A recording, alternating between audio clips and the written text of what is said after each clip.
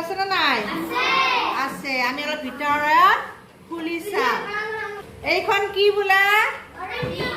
অৰণ্য বা হাবি। কি বোলে? হাবি। এটা লিখা আছে তলত এই বিষয়ে। এখন হাবিত এজোপা ডাঙৰ গছ আছিল।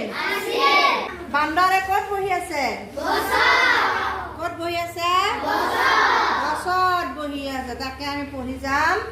গছজোপাৰ ডালত এটা বান্দৰ বহি আছিল। বান্দৰটোৰ দীঘল নেগুৰডালে মাটি চুই আছিল। দেখিছানে? এই নেগুৰডাল ইমানেই দীঘল মাটিখিনি লগ পাইছে। হয়নে? হয়নে নহয়? ভালদৰে চোৱা। সেই গছজোপাৰ তলত এটা কেৰ্কেটুৱাই খেলি আছিল। খেলে কেৰ্কেটুৱাটোৱে বান্দৰৰ নেগুৰত ওলমিবলৈ ধৰিলে।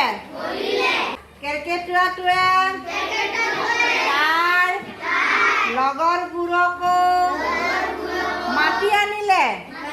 এইবিলাক লগ মই এনেকৈ খেলি আছো, তহঁতে এনেকৈ লগকেইটা মাতি দিছে।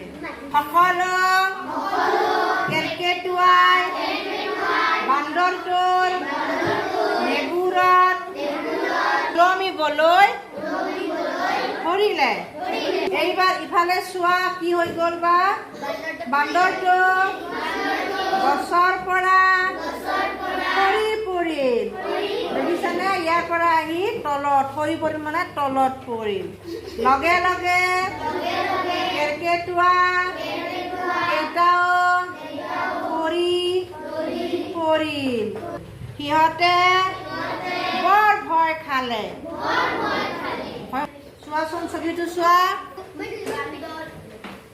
কি লিখা আছে চাম। বান্দৰটোৱে কেৰ্কেটুৱা কেইটালৈ চাই বৰকৈ হাঁহিবলৈ ধৰিলে। কোনে হাঁহিলে?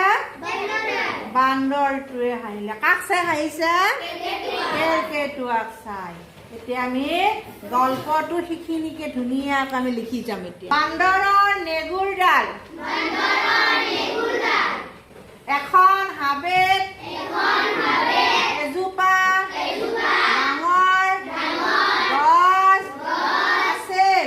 বান্দৰটোৱে কেৰ্কেটুৱা কেইটালৈ চাই বৰকৈ হাঁহিবলৈ ধৰিলে। এই কাহিনীটো আমি শিকিলো, হয় না?